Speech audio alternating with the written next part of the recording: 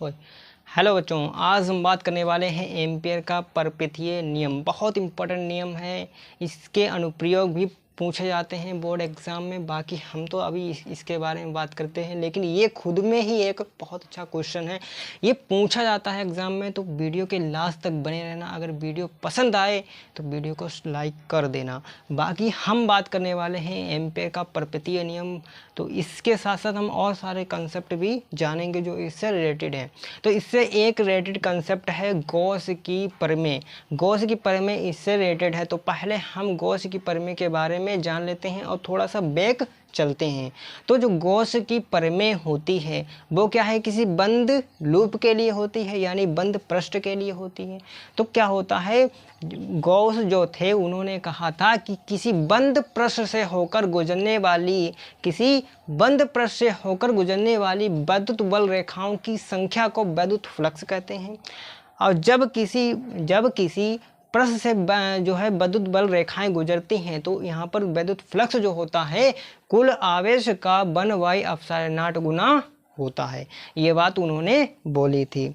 अब क्या है, यह जो विद्युत फ्लक्स होता है, यानी गॉस का जो नियम होता है, गॉस का नियम यह बताता है कि किसी भी बंद सतह से कोई बंद सतह होती है उसके अंदर से कितना विद्युत फ्लक्स निकल सकता है। ये विद्युत फ्लक्स ये गॉस का प्रमेय हमें बताती है। लेकिन यहाँ पर जो एम्पियर का नियम होता है, एम्पियर का हमें नियम बताता है कि किसी सतह से कितना चुंबकीय क्षेत्र गुजरता है। लेकिन हमारा बायो सेवर्ट भी तो है, ये भी तो बताता है कि कितना चुंबकीय क्षेत्र उत्पन्न होता है, लेकिन वो है किसी तार के चारों कितना चुंबकीय क्षेत्र उत्पन्न होता है, ये बात बायो सेवर्ट बताता है। लेकिन एम्पियर का जो नियम है हमें ये बताता है कि किसी बंद सतह से कितना चुंबकीय क्षेत्र उत्पन्न होता है। ये बात हमें एम्पियर का नियम बताता है। यानी मैंने कहा कि यहाँ पर मेरे पास कोई तार है, इसको कोई तार मान लेते हैं, ठीक। इसमें क्या है, मैंने धारा प्रवाहित की। अब धारा जैसे ही प्रवाहित करेंगे तो इसके चारों चुंबकीय क्षेत्र उत्पन्न होगा, और ये बात बायो सेवर्ट के द्वारा है, ठीक है। अब क्या है कि यहाँ पर चुंबकीय क्षेत्र उत्पन्न हुआ, लेकिन यहाँ पर एक तरफ से हम एम्पियर का जो नियम होता है इसमें हम क्या करते हैं, एक परिपथ की यानी एक बंद पृष्ठ की परिकल्पना करते हैं कि यहाँ पर कोई चुंबकीय क्षेत्र उत्पन्न हुआ होगा। और जो चुंबकीय क्षेत्र उत्पन्न हुआ होगा वो एक ऐसा तो है नहीं कि चुंबकीय क्षेत्र वो यहाँ से वहाँ ऐसा तो है नहीं कि बहुत बड़े एरिया में है, 2 किलोमीटर 4 किलोमीटर चुंबकीय क्षेत्र उत्पन्न हो रहा है, ऐसा तो है नहीं।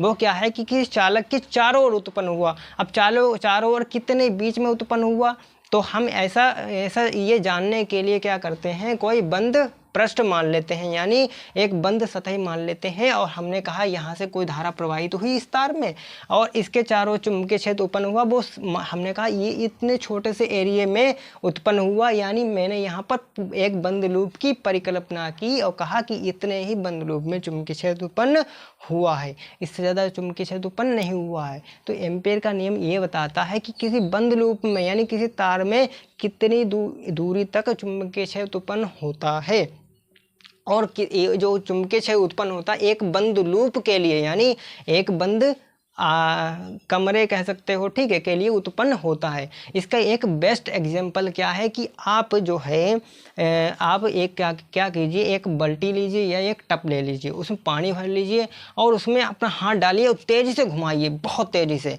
और इतने राउंड लीजिए, 4-5 राउंड लीजिए, तो क्या होगा, एक बंद लूप जो पानी होगा वो राउंड में घूमने लगेगा और एक बंद लूप की परिकल्पना हो जाएगी, यानी एक बंद लूप का निर्माण हो जाएगा।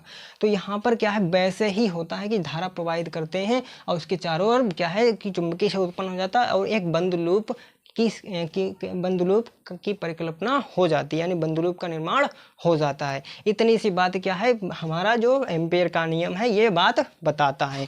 अब इससे कुछ थ्योरी है रिलेटेड, कि यहाँ पर थ्योरी मैंने लिखी है कि एम्पियर के नियम अनुसार, यानी इस नियम के अनुसार क्या है, किसी बंद लूप, यानी ये बंद लूप है, के कारण चुंबकीय क्षेत्र जो होता है समाकलन, चुंबकीय क्षेत्र जो होता है समाकलन मान का निर्वात की चुंबकशीलता यानी म्यू नॉट, निर्वात की चुंबकशीलता यानी म्यू नॉट और बंद परपथ से गुजरने वाली धाराओं यानी आई के बीजगणितीय योग के बराबर होती है। इतनी सी बात है। यानी कहने का मतलब जो चुंबकीय क्षेत्र का जो सूत्र होता है वो होता है V का सदिश डॉट समाकलन, और बंद सतह की बात हो रही है तो यहाँ पर क्या करेंगे, यहाँ पर एक गोला बना देंगे। इस गोले का मतलब है कि किसी बंद सतह की बातें हम कर रहे हैं। तो ये लिखेंगे DL बराबर म्यू नॉट, यहाँ पर आई हो जाएगा, म्यू नॉट आई हो जाएगा। लेकिन यहाँ पर सिर्फ आई आपको नहीं लिखना, यहाँ पर आपको लिखना है समीशन आई, आपको लिखना है समीशन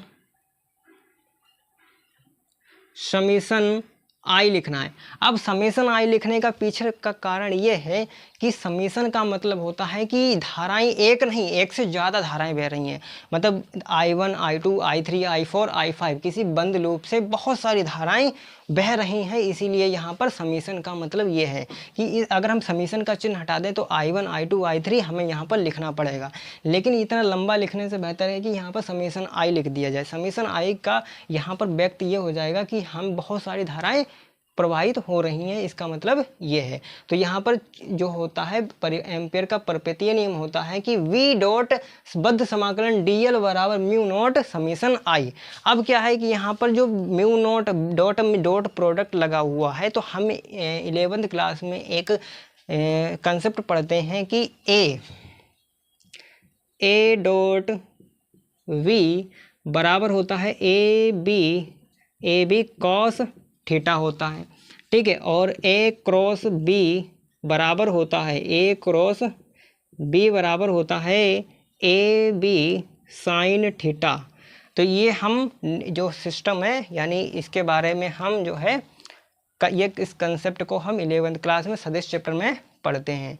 तो यहाँ पर जो डॉट प्रोडक्ट है इसका मतलब यहाँ पर कॉस थीटा लगेगा। अगर हम इसको लिखना चाहें एक तरीके से और लिख सकते हैं, यानी यहाँ पर हम इसको लिखना चाहें तो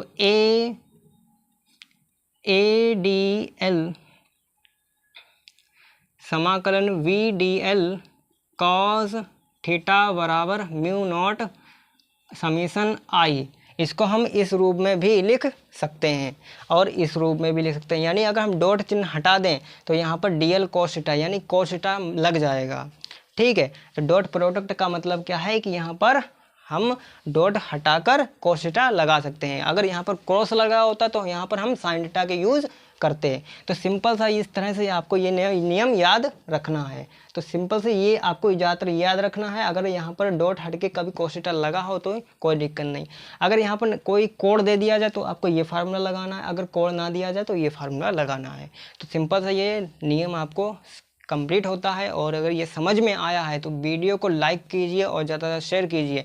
शेयर मत कीजिए लेकिन लाइक ज़रूर कर दीजिए। तो मिलते हैं नेक्स्ट वीडियो में, तब तक के लिए थैंक यू।